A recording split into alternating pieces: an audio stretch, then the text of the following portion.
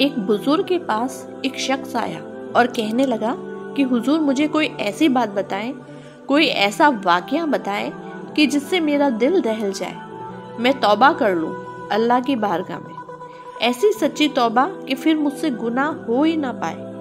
बुजुर्ग सोचने लगे कि ऐसा कौन सा वाकया बताऊं कि वो शख्स सचमुच तौबा करे।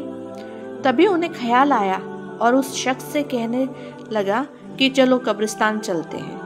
फिर दोनों के कदम कब्रिस्तान की तरफ चल पड़े। जब वो कब्रिस्तान पहुंचे, वहां कब्रिस्तान के अंदर की तरफ एक झोपड़ी दिखाई दी।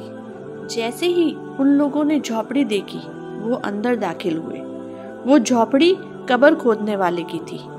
कब्र खोदने वाले ने जब उन दोनों को देखा और पूछा, आप कौन है? तब उन बुजुर्ग ने कहा, हम काम से आए हैं आपके पास। तब बुजुर्ग ने उस कब्र खोदने वाले से कहा कि कुछ ऐसा वाकया बताएं जो आपने देखा हो, क्योंकि आप कब्र खोदने वाले हैं। आप एक इबरतनाक वाकया बताइए जो आपने खुद अपनी आंखों से देखा हो। ये शख्स मेरे साथ आए हैं जो अल्लाह का खौफ दिल में पैदा करना चाहते हैं, तौबा करना चाहते हैं। आपके सामने तो कई वाकयात पेश आए होंगे, कोई ऐसा वाकया बताएं इस बंदे की तौबा का सबब बन जाए।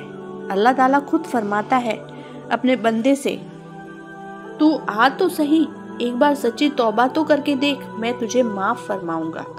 आपने कितने भी गुनाह किए हो, आप एक बार सच्ची तौबा कर ले अल्लाह की बारगाह में, तो अल्लाह आपको ऐसे माफ फरमाएगा जैसे आपने गुनाह किए ही ना हो। वो कब्र खोदने वाला कहने लगा, ठीक है, आप बैठ जाएं, मैं आपको इत्मीनान से बताता हूँ। कब्र खोदने वाले ने कहा, मेरे सामने एक बात हुई थी जिसे मैं आज तक नहीं भूल पाया हूँ, और जो भी इस बात को सुनेगा अल्लाह की बारगाह में ताइब हो जाएगा, तौबा कर लेगा, फिर कभी गुनाह करने की कोशिश नहीं करेगा। फिर कहने लगा, जब भी मैं उस वाक़ये को याद करता हूँ मेरे पसीने छूट जाते हैं। वो कब्र खोदने वाला कहने लगा, मैं पहले शराब पीता था, जुआ खेलता था और भी गलत काम किया करता था, लेकिन जब से मैंने वो वाक़या आंखों से देख लिया, तब से मैंने तौबा कर ली और अल्लाह की बारगाह में और सच्चा इबादतगार बन चुका हूँ। फिर वो कब्र खोदने वाला कहने लगा कि हम लोग क्या करते हैं कि पहले से ही कब्र खोद देते हैं ताकि जो मुर्दे दफनाने आए हमें थोड़ी सी उजरत दे दे। एक बार हमने 2 कब्रें खोदनी थी, पहली वाली तो आसानी से खुद गई। जब दूसरी वाली कब्र खोदने के लिए उतरे, थोड़ी सी खोदी और खोदने के लिए फिर और उतरे तो ऐसा लग रहा था कि कब्र के अंदर कोई आग जला रहा है। उसकी मिट्टी इतनी गर्म थी कि हमसे वो कब्र खोदी नहीं जा रही थी। जैसे तैसे खोद कर बाहर निकले तो क्या देखते हैं कि उसमें से सांप निकलने लग गए, कीड़े मकोड़े बिच्छू निकलने लगे। ये सब देखकर हम इतने घबरा गए, इतने डर गए, हमारे पसीने छूटने लगे। इस कब्र में से कीड़े सांप बिच्छू निकल रहे हैं, ऐसा वाकया मेरी जिंदगी में पहले मैंने कभी नहीं देखा। खैर वो 2 कब्रें खोद कर मैं जल्दी ही अपनी झोपड़ी में चला गया और सोचने लगा कि कौन सा मुर्दा इस कब्र में दफन होने के लिए आएगा। मैं अपनी झोपड़ी से देख रहा था कि एक मुर्दा आया, उसके साथ 8 लोग थे।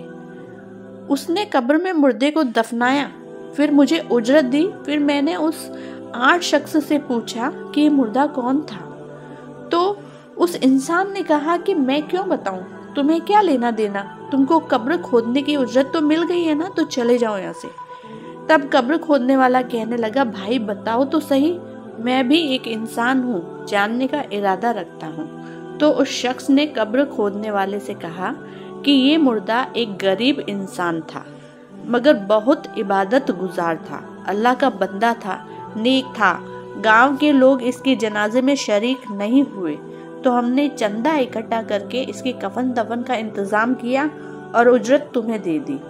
कब्र खोदने वाले ने कहा, जो उजरत मुझे दी है वो वापस ले लो, मुझे भी तो सवाब मिलेगा।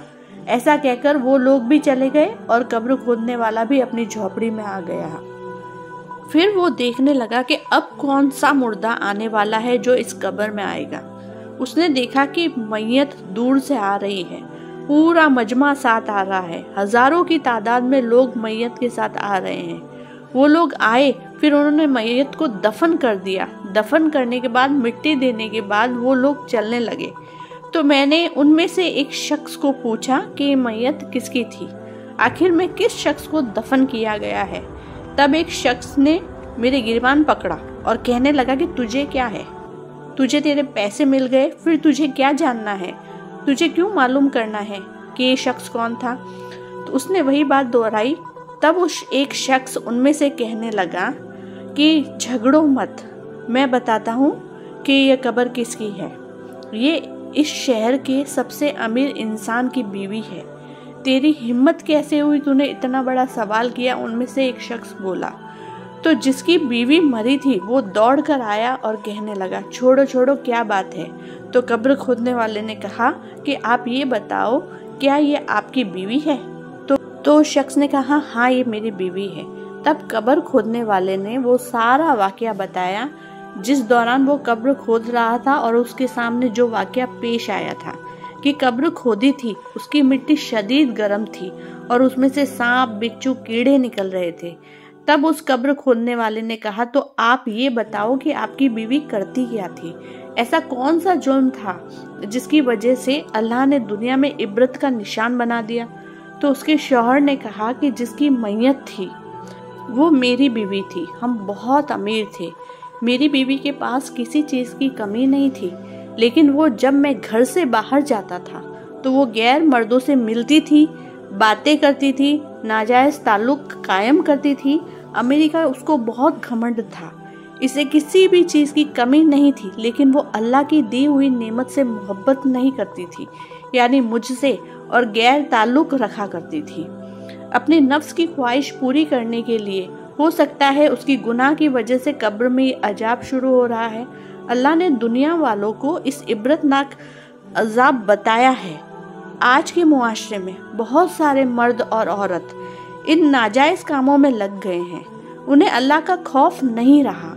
उस औरत की कब्र में दफनाते ही अजाब शुरू हो जाएगा जिसका शौहर मौजूद हो और वो गैर मर्दों से ताल्लुक कायम करती है।